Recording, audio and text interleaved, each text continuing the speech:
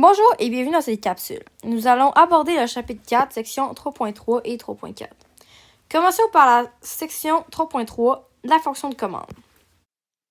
Une composante remplit la fonction de commande lorsqu'elle a la capacité de contrôler si le courant peut passer ou non. Règle générale, ce sont les interrupteurs qui jouent ce rôle dans les circuits électriques. Il faut faire très attention avec le vocabulaire utilisé. Si tu veux éteindre les lumières de ta chambre, tu actionnes l'interrupteur de façon à ce qu'il soit ouvert, à ce qu'il ouvre le circuit. Donc, quand les lumières sont éteintes, l'interrupteur et le circuit électrique sont ouverts. Le courant ne peut donc plus circuler. À l'inverse, quand les lumières sont allumées, l'interrupteur et le circuit sont fermés pour que le courant puisse circuler.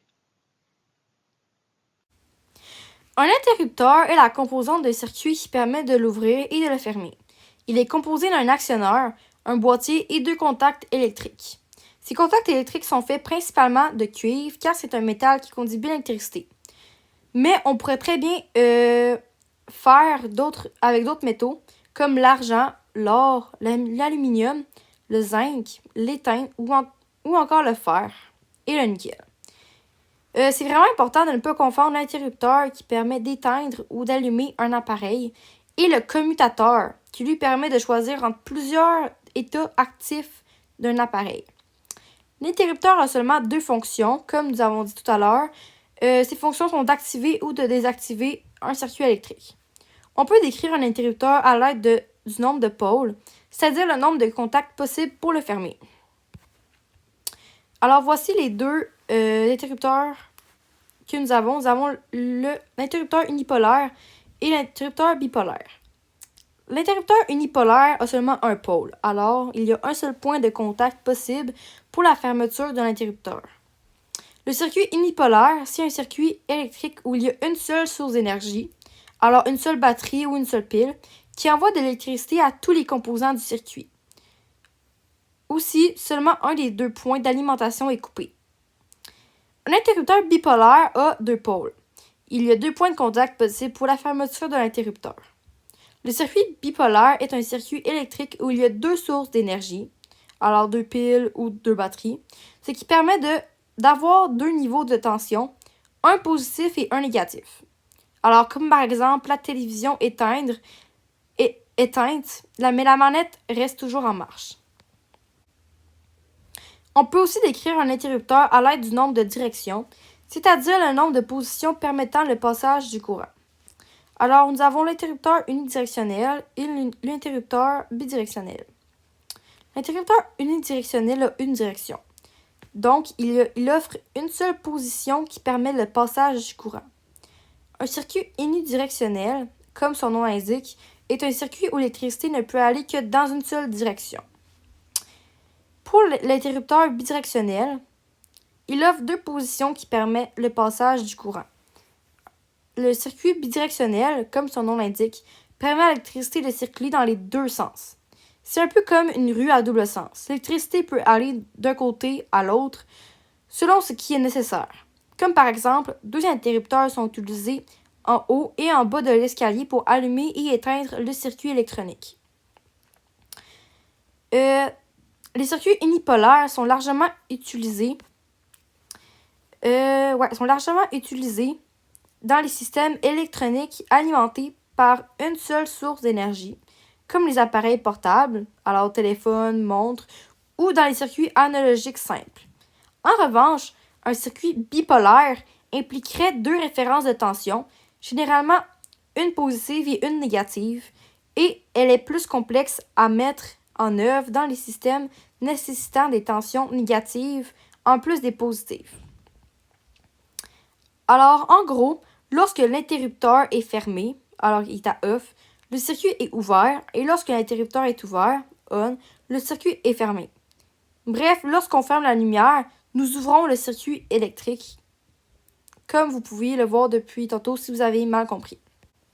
Alors, voici les types d'interrupteurs en symboles normalisés.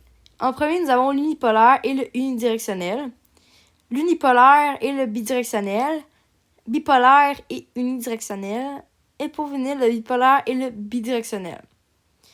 Alors, comme vous pouvez voir, le premier, il y a seulement un pôle et une direction, comme son nom l'indique. Le deuxième, un pôle, mais deux directions. Le deuxième a deux pôles, mais une direction. Et le bipolaire et le bidirectionnel ont deux pôles et deux directions. Il existe plusieurs types d'interrupteurs. Un premier type à reconnaître est l'interrupteur à levier. Remarque la forme de la pièce que tu dois manipuler. C'est un levier auquel tu dois faire une rotation partielle. Lorsque l'interrupteur est en position de marche, il ferme le circuit électrique en reliant les fils conducteurs et il laisse passer le courant. Un deuxième type d'interrupteur à reconnaître est l'interrupteur à bascule. Il ressemble beaucoup au premier, mais la forme de l'objet à manipuler est différente. C'est une forme plus allongée que l'on doit faire basculer autour d'un pivot central. Pour y arriver, il faut pousser en haut ou en bas de la bascule. Lorsque l'interrupteur est en position de marche, il ferme le circuit électrique en poussant une petite languette de métal qui relie les fils conducteurs et qui laisse passer le courant. Un troisième type d'interrupteur à reconnaître est l'interrupteur à bouton poussoir. Pour l'actionner, le bouton doit être poussé, c'est-à-dire qu'il doit subir une translation.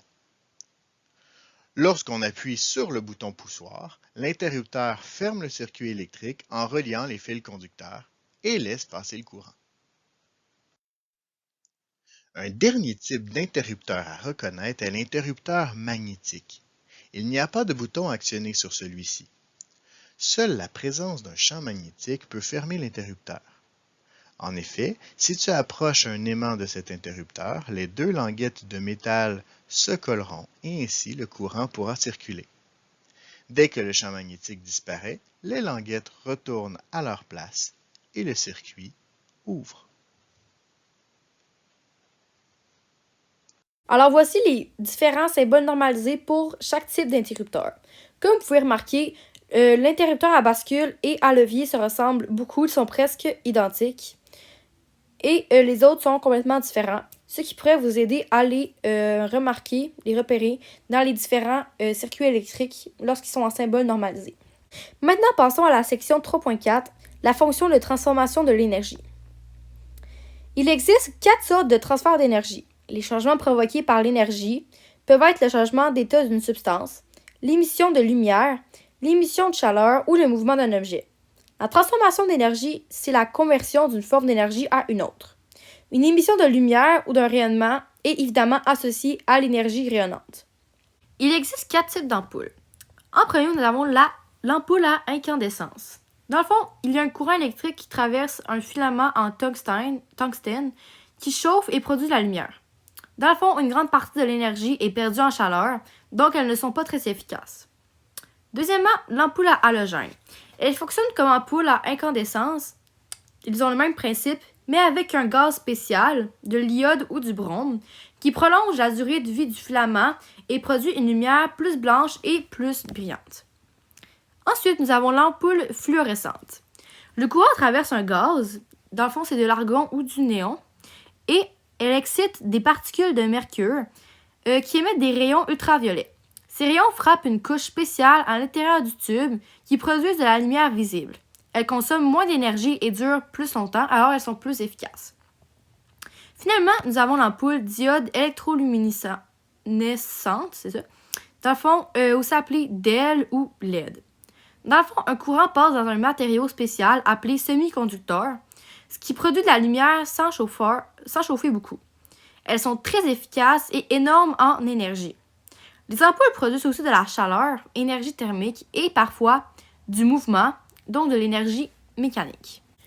Voici un résumé des symboles normalisés que nous avons vus durant la capsule. Nous avons l'ampoule, l'élément chauffant, l'élément sonore, l'avertisseur sonore et, pour finir, le moteur. C'est ce qui résume la capsule sur la section 4, chapitre 3.3 à 3.4. Vous pouvez aussi effectuer les exercices sur Classroom si vous voulez être plus prêt pour votre examen. Merci et bonne étude!